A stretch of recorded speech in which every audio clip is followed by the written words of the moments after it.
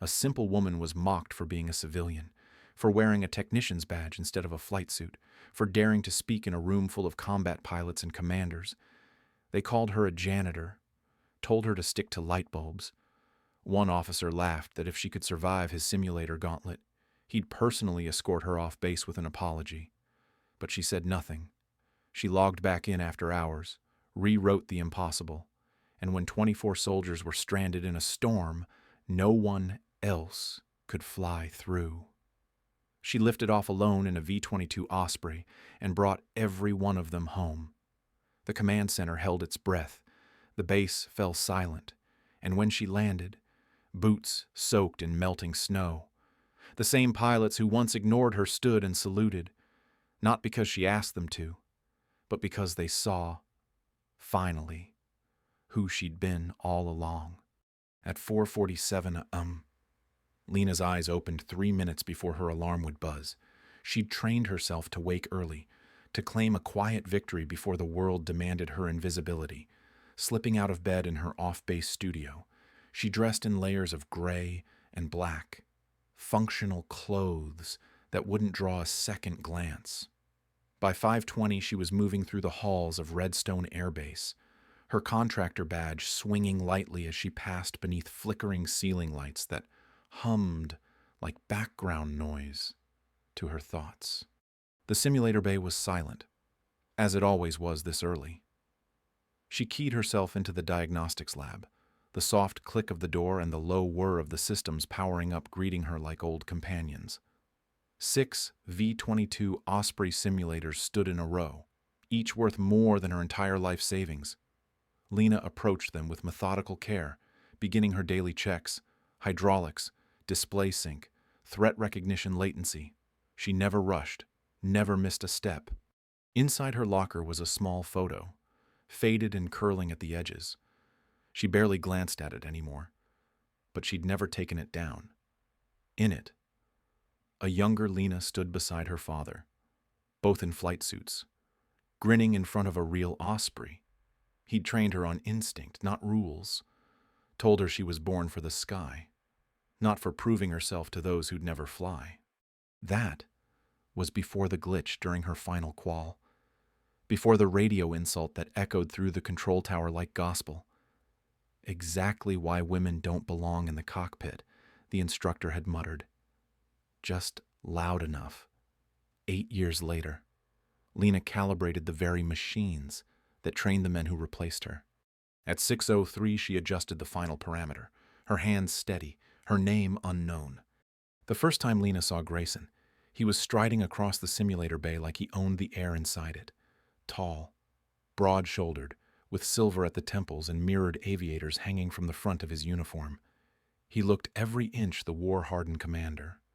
Word spread quickly. The new program director had arrived with orders to tighten standards. Rumor had it he thought training had gone soft, that too many candidates were being passed through who wouldn't last 5 minutes in real combat. He didn't speak to Lena that day, just swept past her workstation with a glance that barely registered her presence. But within 48 hours, she noticed the changes. Simulations were being rewritten. Scenario parameters were altered. Enemy threats appeared faster than current doctrine dictated. Targeting windows shrank below manufacturer specs. Environmental challenges were layered until survivability became statistical fiction. Lena ran diagnostics twice, thinking there had been a data error. There hadn't. She said nothing. For 3 mornings, she calibrated the modified programs and logged quiet notes about inconsistencies. She told herself it wasn't her place. Not anymore. She wasn't a pilot, just a technician. Her job was to maintain the equipment, not to question how it was being used. But, on the 4th morning, Grayson entered while she was mid-calibration. He moved behind her without announcing himself, his presence making the back of her neck stiffen. Who authorized these adjustments? His voice cut across the hum of the simulators. Lena turned, instinctively straightening her posture. "Sir, these are the standard calibrations to accommodate the new scenario files," she said calmly. "All logged under Tech Protocol 79 Alpha." "The sensitivity's too high," he snapped, stepping closer to peer at her screen. The system's throwing false positives. With respect, sir. The targeting lag you're referring to is based on the latest DPMU feedback from deployed squadrons. These parameters reflect actual field behavior for the Osprey in storm or low-light conditions. Grayson leaned in, eyeing her badge like it was a failed security scan. And you would know this how his voice dropped, but not in volume, only in temperature. You're a civilian contractor, a technician. You plug in wires and update drivers. You don't get to decide what constitutes combat ready. I don't decide, Lena replied carefully, forcing her voice not to waver. I follow the data. Grayson reached around her and adjusted the settings himself, rolling back sensitivity by 30%. There, now it's usable. He stepped back, looking at her like she was a malfunctioning vending machine. Stick to light bulbs. Miss Carter, let the real aviators do their jobs. Around them, a pair of instructors watched silently. Neither spoke. Lena's chest burned as she nodded once, her lips tight. She didn't move until he was gone. Then she sat down, logged the unauthorized change in her records, and stared at the screen for a full minute before continuing her work. The next week, a young candidate named Weaver washed out during a flight scenario she had flagged as broken. The simulated engine stall had triggered 2 seconds early. Weaver panicked and spiraled into a virtual canyon. Lena knew he wasn't a bad pilot.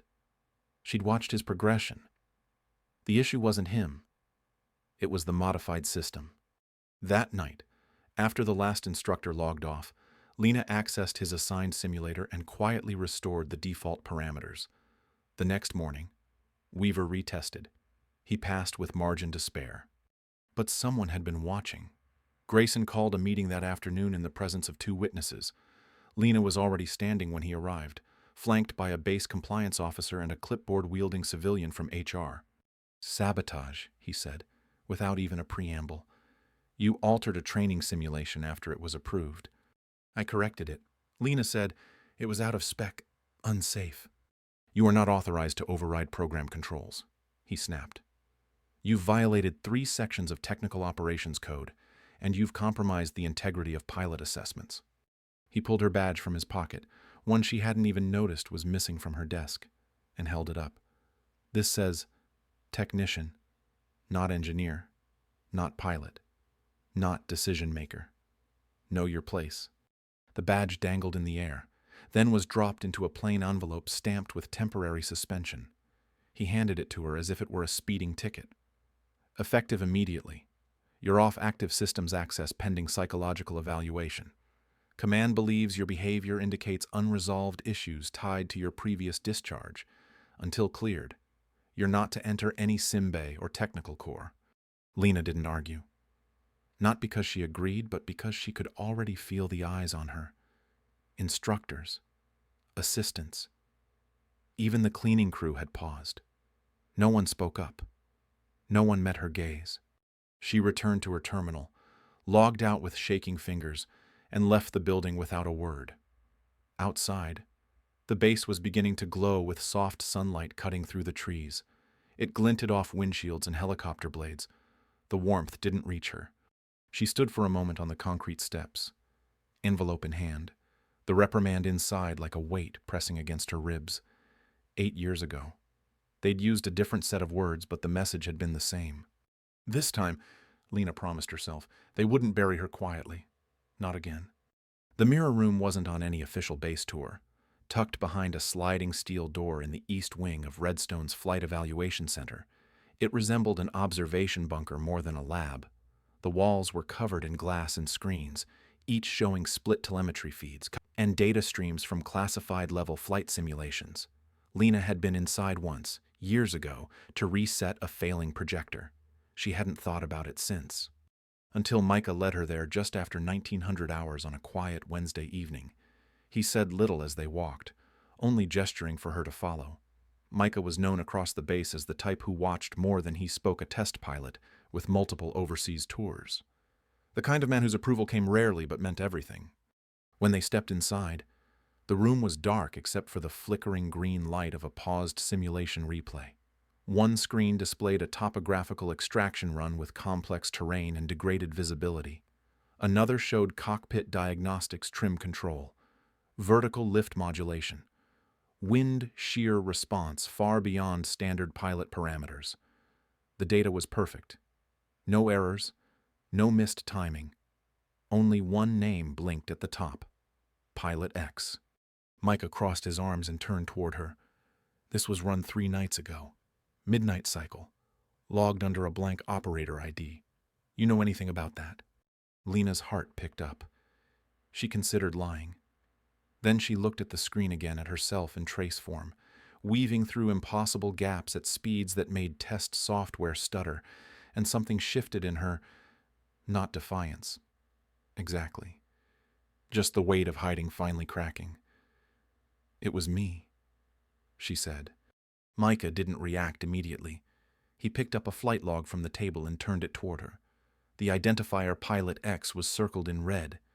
This run got flagged by the Pentagon review team. They thought it was an anomaly, something a senior Black Ops flyer uploaded to test our system response. But it wasn't. It was you. I know I'm not supposed to, she began. You used maneuver codes that aren't in open manuals: rotor wash slide, corridor inversion, asymmetric lift on a collapsing horizon. That's classified doctrine. Carter. She took a breath. My father taught me before he passed. He wasn't just a pilot, he was a builder. He helped draft those techniques when the V-22 was still in prototyping. I've trained every week since I left flight status. Every simulator hour I could steal. I never stopped learning. Micah looked back at the screen. For a long moment, he said nothing. Then his voice softened. You didn't just fly it. You solved it. That mission profile was designed to fail. No one's finished it.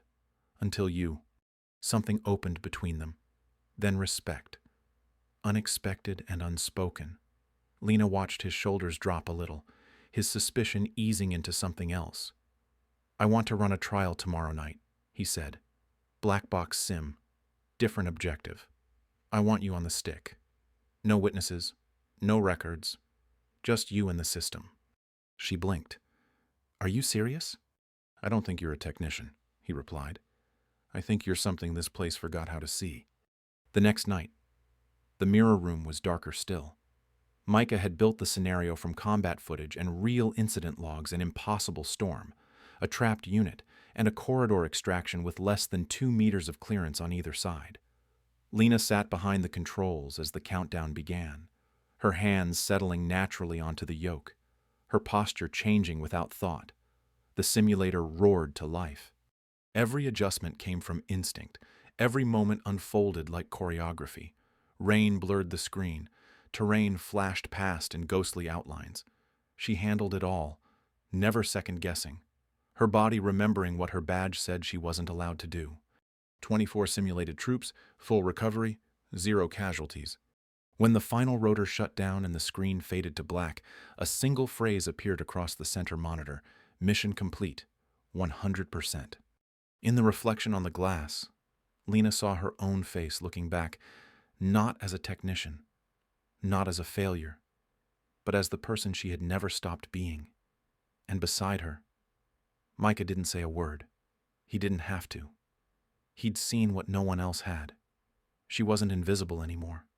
The conference room had been designed for silence. Padded walls, recessed lighting, a table long enough to seat 12 officials without brushing shoulders.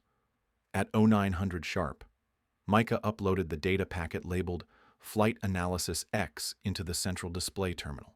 No name, no operator ID, just raw performance threat identification accuracy, extraction pathing, fuel optimization under duress, numbers no one in the room had ever seen from a simulator run.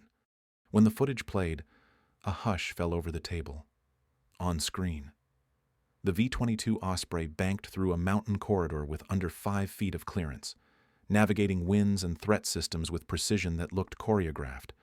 Someone leaned forward. Whose stick was that? Micah kept his voice neutral. Pilot X. Internal test data from Redstone. No enhancements.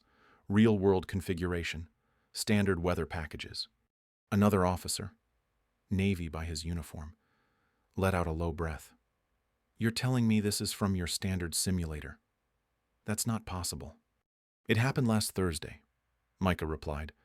We think it indicates how our current training parameters are misaligned with true aircraft capability. The questions came fast. Who flew it? What squadron can we debrief them? That was when the room shifted. Grayson, seated at the end with folded arms and a controlled expression, cleared his throat. I believe I can speak to that. There's been a misunderstanding.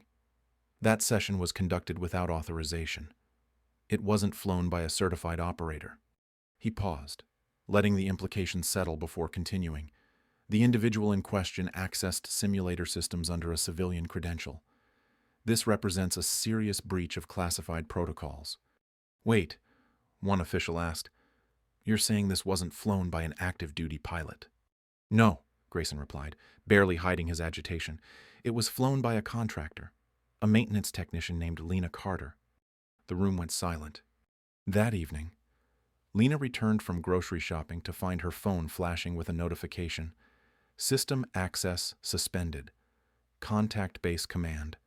When she arrived at the gates the next morning, her ID badge wouldn't unlock the checkpoint. The security officer averted his eyes as he handed her a sealed envelope and stepped aside. Inside were the words she'd feared and expected effective immediately. All access to base simulators, diagnostics, and flight systems was revoked, pending formal investigation. Allegations included unauthorized data retrieval, breach of system containment, and suspected compromise of restricted protocols. She didn't scream. She didn't even argue. She drove home, walked into her apartment, and stood in front of her darkened monitor as her credentials were officially deactivated. One by one, access lines blinked red on the screen. Her name was erased from every core she'd spent the last 8 years calibrating. That night, she stood outside the simulator bay in silence. The glass doors were locked, lights dimmed inside. Her reflection stared back, haloed in the faint red glow of the access panel, a ghost looking in on her own life. It wasn't about disobedience anymore. It wasn't even about her career. Grayson had panicked. He'd seen the same data the others had, data that proved Lena wasn't just right. She was exceptional. And exceptional was dangerous to people protecting a fiction. Back in her apartment, the envelope from Micah was waiting. No return address, just her name written in clean black ink. Inside was a slip of paper with 3 words, "They saw you." Lena sat down, holding the note like it weighed more than the badge she no longer carried. She wasn't invisible anymore. That truth alone had cracked the system. Now she had to decide what to do with the light that had finally landed on her. The storm hadn't been in the forecast. What started as a routine mountain extraction drill had spiraled into a full-scale emergency within 40 minutes. A V-22 Osprey en route to retrieve a field unit had experienced dual system failure mid-flight and turned back. No one else had been cleared to fly the canyon corridor. 24 soldiers now waited in steep terrain, pinned by wind and ice with hypoxia alerts starting to register across their trackers. At Redstone's command center, the tone had shifted from measured control to near panic.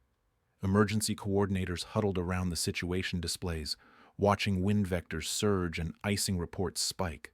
One by one, certified pilots ran the simulator prep, each attempt ending in stall warnings, failed nav paths, or collision with terrain renderings. The sim, originally designed as a nightmare training scenario, now stood as the only available map for a rescue route. Only one person had ever completed it. Micah didn't wait for consensus. He pulled up Lena's record and overlaid it with real-time weather. "This is her run," he said quietly. 99% match. She's already flown it. She's the only one who has... One officer frowned. "She's not active. No flight status, no cert. She's the only person on this base who knows how to fly through that storm and come out the other side." Micah snapped. "And we're out of time." Lena stood in her apartment, watching the emergency alert scroll across her muted television. Her phone buzzed. "If we can get you to the pad," Micah said without preamble. "Can you fly it?" She didn't even blink. "Yes. Bring what you need." She opened her hallway closet for the first time in years. Inside, a sealed duffel, At the bottom, a flight helmet bearing her father's call sign stenciled in red. She didn't look at it long, just placed it into the bag and zipped it shut. At the base, Grayson was already protesting. "She's unauthorized. We cannot entrust a rescue op to a civilian." "She's not a civilian right now," one of the instructors cut in quietly. Off the record. "She's the pilot who trained that sim. We all used it. None of us passed it. She did."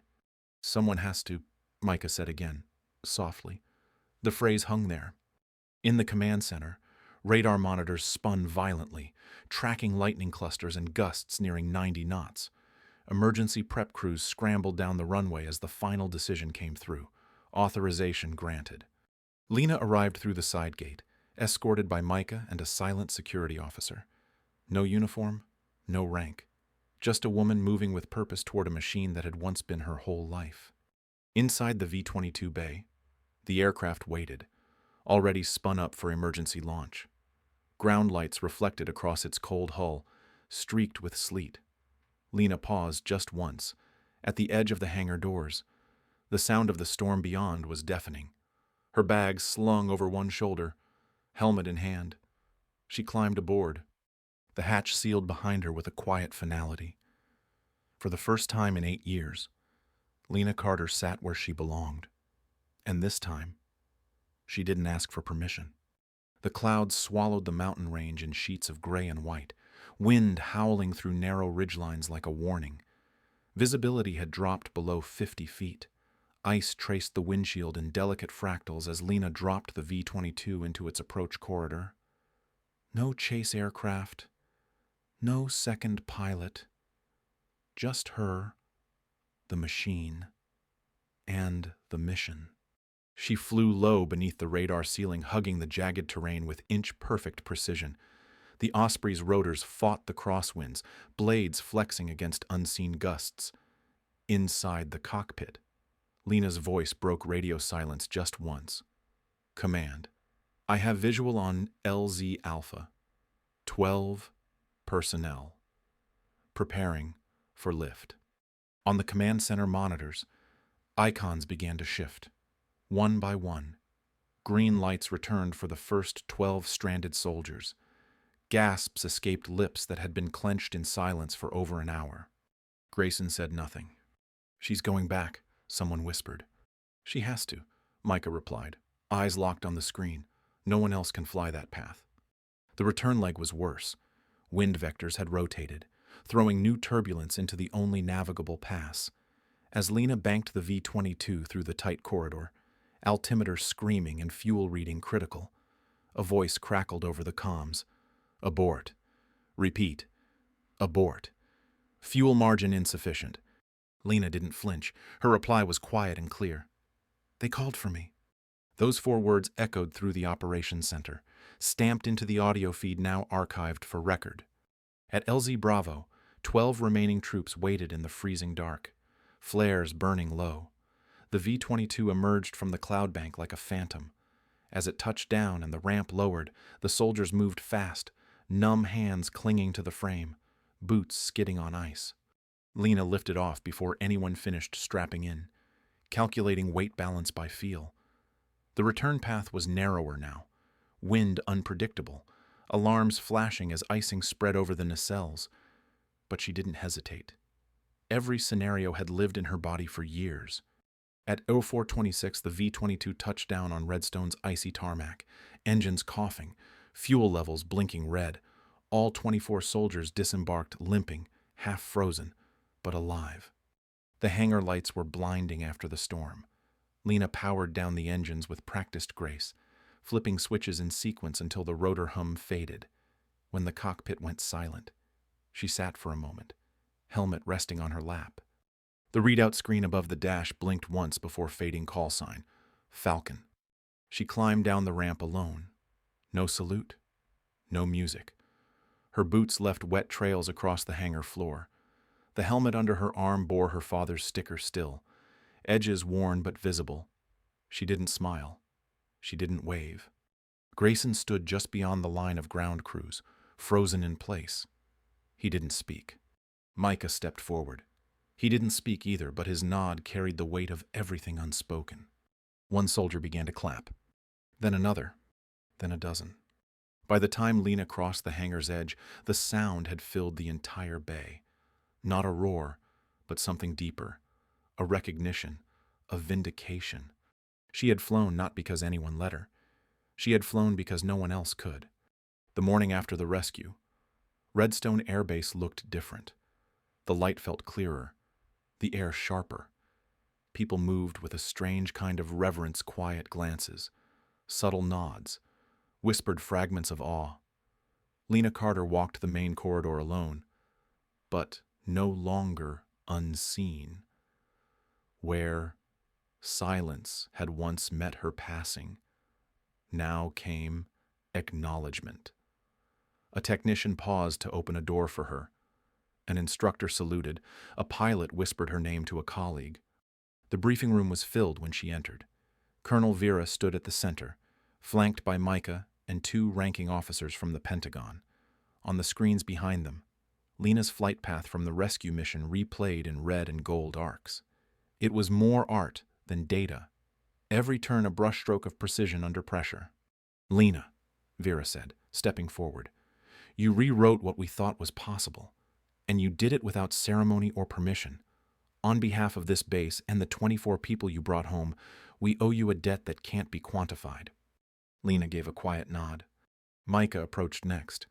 His badge now included an executive tag from Horizon Aerospace.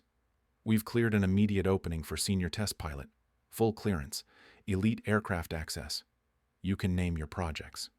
Another officer extended a Federal Advisor Appointment Combat Simulator Architect for Rotary Wing Strategy. Colonel Vera's offer came last. Or, if you prefer, we can initiate a reinstatement with full honors.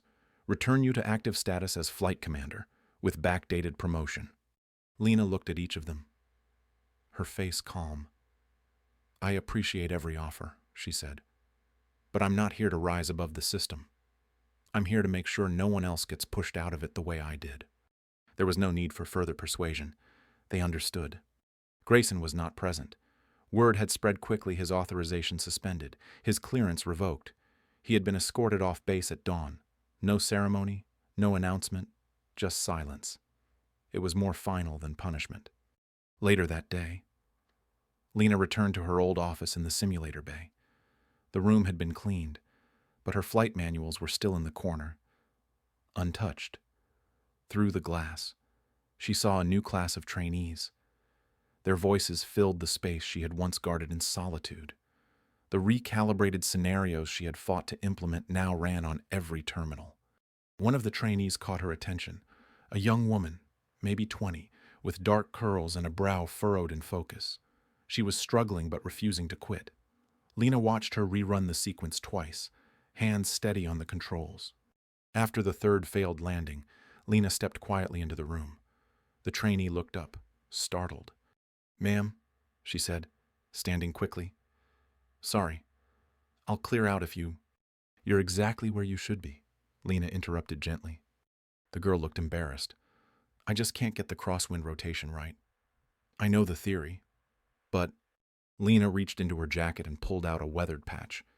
"Falcon," stitched in faded thread. "This belonged to the man who taught me to fly," she said. "He taught me that flying's not about showing off, it's about one thing." The girl waited, bringing them home. Lena handed her the patch. "Now it's yours." The trainee took it with both hands, reverent and wide-eyed. Lena smiled, then moved toward the observation platform, watching the rest of the class settle into their seats. The bay buzzed with the sounds of new flight runs, new failures, and new skill taking shape. Out on the field, the sun climbed slowly over the hangars. A line of aircraft rolled down the tarmac Ospreys, gleaming in early light, each ready to carry the next mission forward. Lena stood at the window, hands in her pockets, watching as the new generation lifted off. Her helmet was back in its case. Her nameplate still read, "Technician." But now, they called her Lena. Now, they listened when she spoke. And somewhere in that rising hum of engines and wind, she heard it again, not her name, not her rank, but the words that had always anchored her. Bring them home. That was all she'd ever wanted. And now, she had. Lena's story reminds us that the most powerful kind of strength is often the quietest. She didn't need applause or approval to know her worth. She kept showing up, doing the work, and staying ready even when no one believed in her. For years. She was invisible. Not because she lacked skill, but because she threatened a system that feared what it could not control. And when the moment came, it was her unwavering preparation, not permission, that brought 24 lives home. Maybe you felt that too. The ache of being unseen, the weight of being underestimated. If so, let Lena's story be a reminder. Your value is not decided by titles or praise. It's in what you do when no one's watching. And when the world finally sees, it won't be because you shouted louder. It'll be because you never stopped being ready. If this story moved you, share your thoughts below and stay with us for more quiet, powerful stories.